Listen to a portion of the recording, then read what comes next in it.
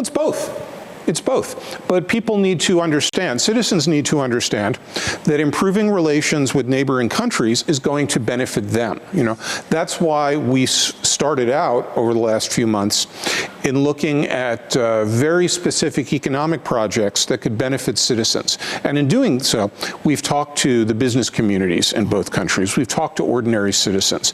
Again, I don't want to get too far into this because we're all waiting to see what happens on Saturday.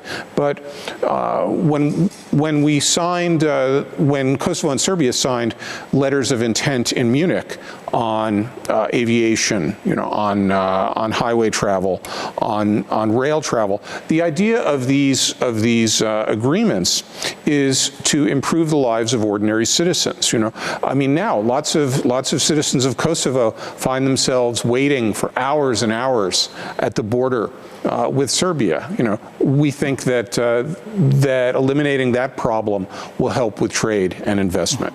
You know, people ask why we have talked so much about air links between Pristina and Belgrade, and it isn't only that a lot of people will fly there rather than driving, you know, to save a few hours, although I think that will happen over time, especially as business connections improve. But it also means that people in Pristina will be able to fly to Belgrade and get air connections elsewhere in the world. You know, these sort of regional connections are good for business. They're also good for ordinary citizens.